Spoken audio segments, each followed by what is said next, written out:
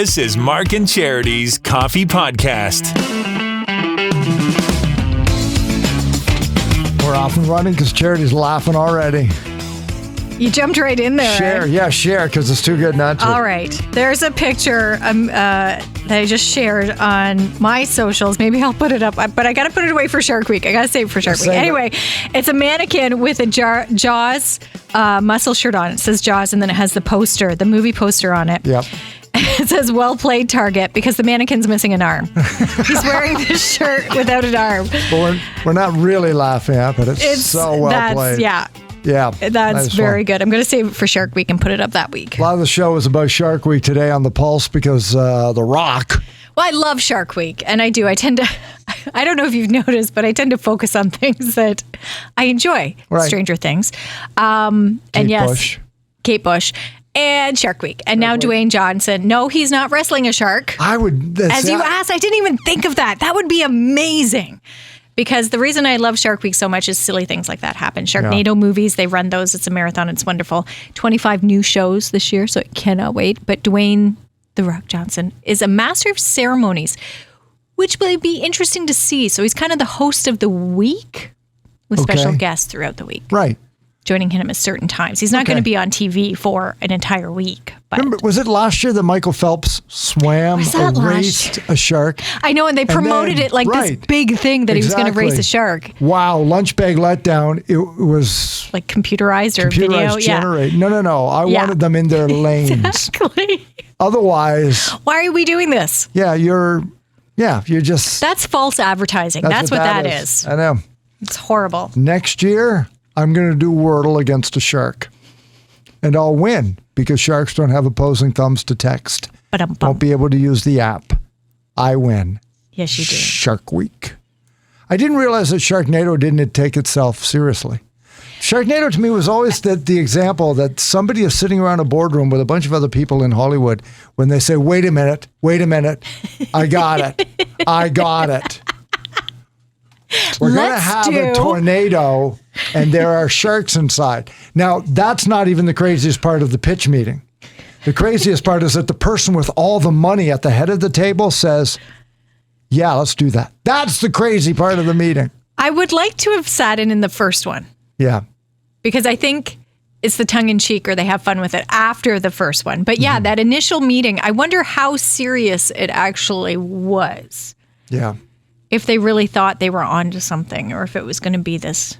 And the only reason I say that isn't because stellar movie. It's because Schindler's List took 10 years of pitching that script, but Sharknado gets greenlit like the first afternoon. And not just one. No. There's 6. So there's Sharknado, and then there's Sharknado 2, the second one. Sharknado 3, oh hell no. Oh hell no. Sharknado 4, The Fourth Awakens. Sharknado 5, global swarming. And then number 6, the last Sharknado, It's About Time. Those are the titles of all 6 movies. So clearly they were having some fun. And clearly people love them. Oh, you know what? There wouldn't be. I do. It's one of those guilty pleasures. It's embarrassing, I know. But I will have a marathon of Sharknado. I've never watched a Sharknado Oh, they're movie. bad. They're so bad. I know. And but as you also learned this morning on Cameron Crowe's birthday today, I've never seen Almost Famous. No. That movie. So there you go. Add them to your list. You got to watch that one too. Sharknado when you're tired and you could fall asleep because you'll wake up and you won't miss anything. Yeah. 62 years ago today, the book To Kill a Mockingbird was released. Mm-hmm. Was made into a movie 60 years ago. I think it was a 1962 movie. But the book came out on this day in 1960. One of my favorite books. There's a lot of stuff going on. Tim Hortons Camp Day today. I was going to say, if I sound a little hyper than usual, like if I'm a little more hyped up than I normally am. You are not? Because I feel like I am. I feel like I'm talking very quickly. Yeah. It's because I've had a lot of coffee. Because all the coffee sales from today going to help send kids to camp. Hot coffees, cold coffees. Yep. Doesn't matter. Bracelets, socks. New this year. They've got their Camp Day socks. And knowing how much you love socks, I thought, that would be a nice surprise for Mark, especially since it wasn't that long ago you brought me in some shoes. So I thought, you know what? You deserve some socks. So I brought you some socks. This show runs on footwear. It's a better feet. way to our hearts is through our feet. Socks for me, shoes for you. That's a little overstated, but you know what I'm saying. Socks for you, definitely. I knew. It didn't sound as creepy in my head when I thought of that. That sounded creepier than it had to be. I will admit, I was so excited coming in this morning because I had them in my purse and I made sure my purse was closed because I'm like, you can't see them. We got to wait till we're on the air and then I'm going to surprise them. But there's pictures of them up on our Facebook page as well. And my legs not getting beautiful legs. Not getting the same reaction as Chris Hemsworth's ass did in Thor. I don't know that it's getting as much attention as you're giving it. It's spectacular. It left an impression on you. It's spectacular. Like, that is ridiculous. And when I get home, I'm going to ask my wife, who's still going to want to talk about it, does mine look like that? And I don't think the answer is, of course. Do you really want to ask that? No, I don't. No. She has always said, I remember like years ago when he was named People Magazine's Sexiest Man Alive, that the lead up he wasn't even mentioned. As Thor? As like a contender for People Magazine's. Oh, gotcha. And it was sort of like, I think, we were talking about it or she saw it on socials.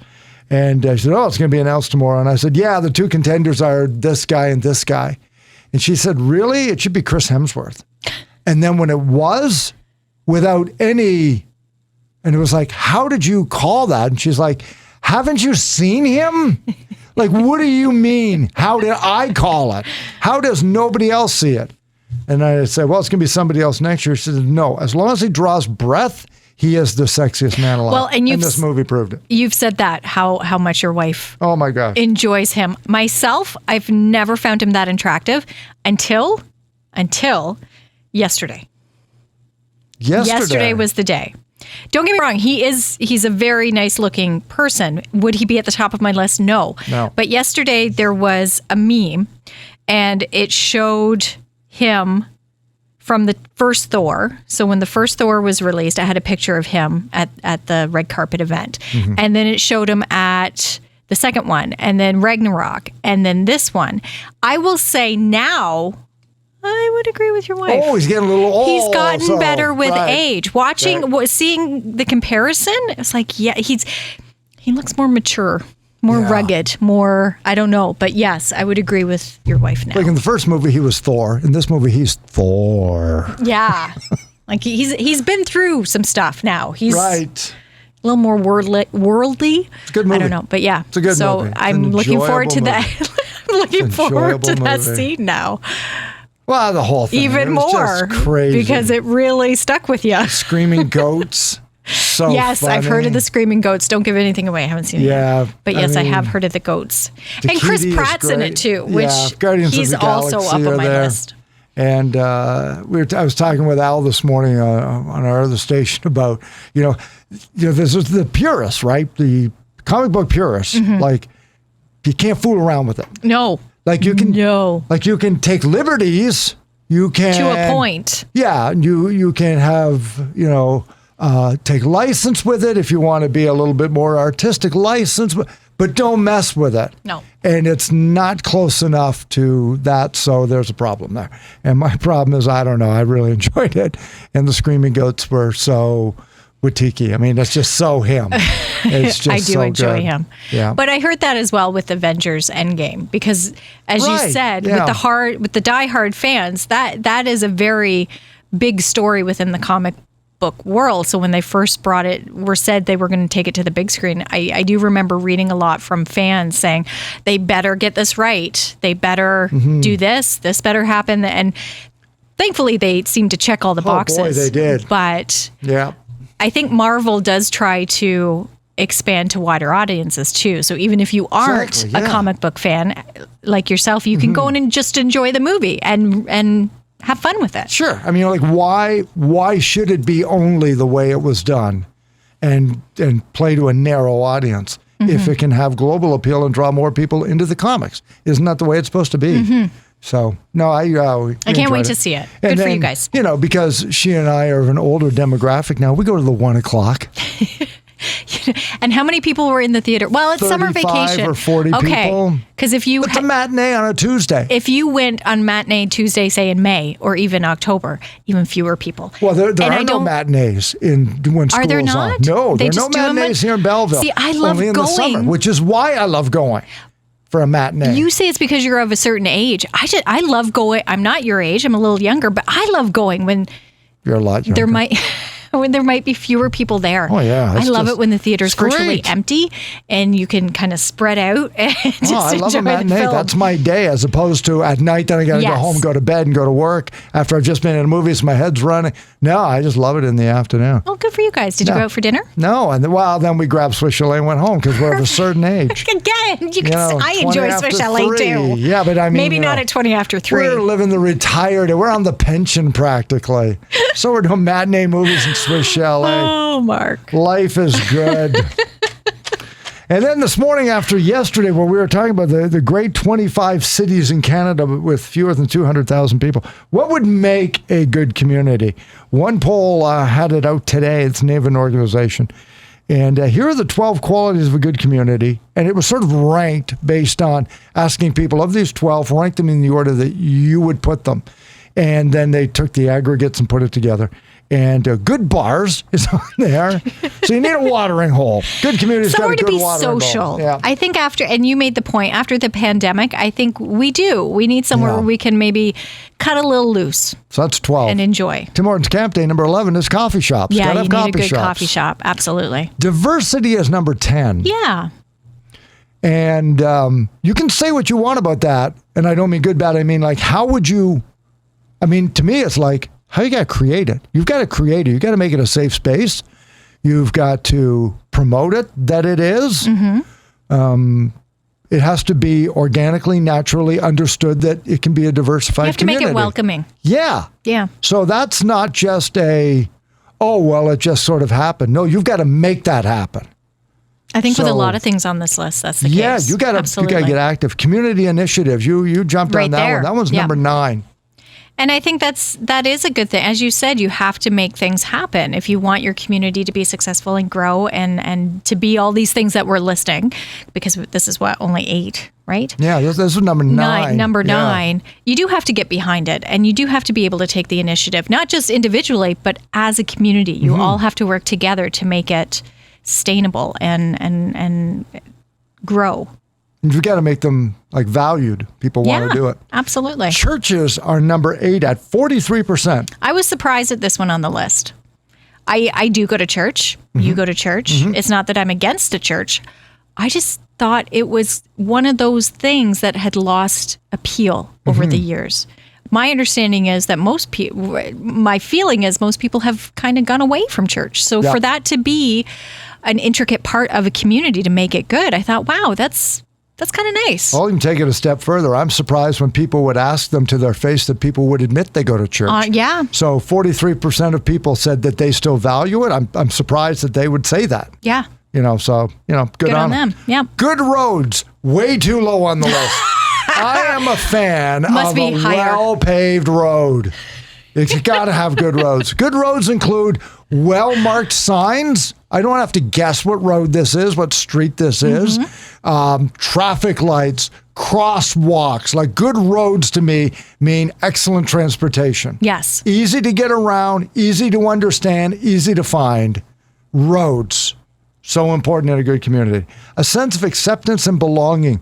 I'm not going to say it seems a little namby-pamby, but again, you better make that happen. You can't just say that. Maybe that comes back to the diversity as well, like making it a welcoming and feeling like you're part of a community instead of maybe an outsider or, I don't know if I belong here. If you believe that about a community, like say the Quinte region here, if you believe that's true and you move here, then you better take steps to encourage that. Yeah. As opposed to just, well, I'm going to move there because I understand that everybody is accepted. But when I get there, I'm not going to accept everybody. No. Yeah, if you came here because you want that, then you better give that. Mm-hmm. And then that's what's going to make it work. Parks and gardens as we get into the top spaces. 5. Absolutely. Yeah, number 5. And that was at 59%. So a lot of people agree with that. Again, I would wonder if that wasn't tied somewhat to the pandemic. We came to appreciate those spaces a lot more because that's the only place we really could go if it was available. If you were in a community,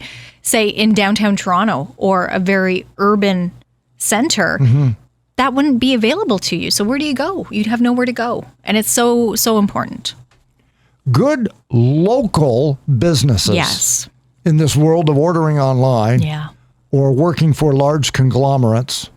People want to think that where they live, if it's really good, they have good local businesses, entrepreneurs.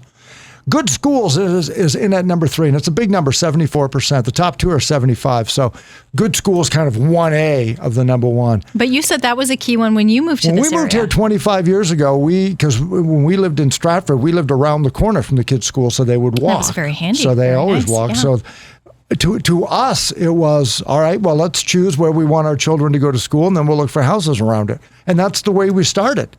We sort of, looked in that area. That was kind of the focus, and then... Right. Because isn't that what everybody does when they have kids? I don't know. Maybe they don't. That's just the way we thought. We have, in our marriage, lived in 3 houses. And we've been married 35 years. Like, we don't move. So I don't know what to look for when I move. I don't know why I would move. Like, why would you move? Yeah. We moved because of the job to come here. Otherwise, I don't know why people move. People move all the time, I guess now. I don't know why. I don't know about now with the houses, but then I found out so many kids get bused, and then we were okay when we found the plot of land we liked out on Montrose. But at the time, it was like, I don't know. In at number 2, friendly neighbors. That can make or break a community. Yeah. There's no question. You got no control over who moves in next door or across the street. You pray that they're going to be good neighbors. Yeah. We have been very fortunate. And it does. It really makes a difference when you have... We had, I hate labeling them bad, but interesting neighbor. And it was so nice when they moved. Yeah. Like, it wasn't awful. It was fine. I get it. But it was kind of like...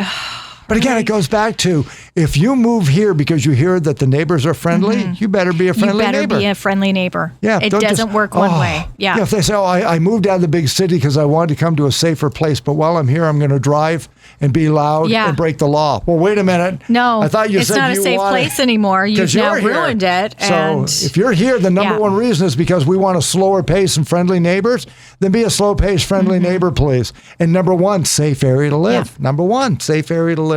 And you made the point this morning too that probably wouldn't have been the number 1 maybe a few years ago because we all assume we're in a safe place. But with headlines, crime was never a big thing. And the news that we've heard recently, I believe that didn't surprise me at all that was the number 1. We all want to be somewhere safe. Yeah. What to you would signify safety? Just to put you on the spot, if you were to say, in our area compared to the others. Is it because we don't have violence in schools, for example? Is it because we don't have large-scale crime? Yep. Or is it simply because our communities are set up in such a way that we're probably not going to get hurt? We're not, we don't have a nuclear plant nearby. Yeah, we don't have those things. All these things. It may be naive of me to believe, but it's kind of like we're in a bubble. You hear of everything going on in larger, and that's part of it too. We are a smaller community. And I say we, yes, Belleville, but even Campbellford's smaller than Belleville. So in our little bubble, I do feel safe because we don't have the crime. We don't have the guns that we hear about on the news. Maybe we do, but it's not happening. You don't see it. You don't hear it. And again, that's my naivety, I realize. But I do feel safe where we are because it doesn't seem to happen where we are. Right. So if you got a job offer and Wayne simultaneously got one to go somewhere else that you instinctively knew was less safe, I'm not going to pick any towns, but it was, for 20 or 25 grand more, would you go?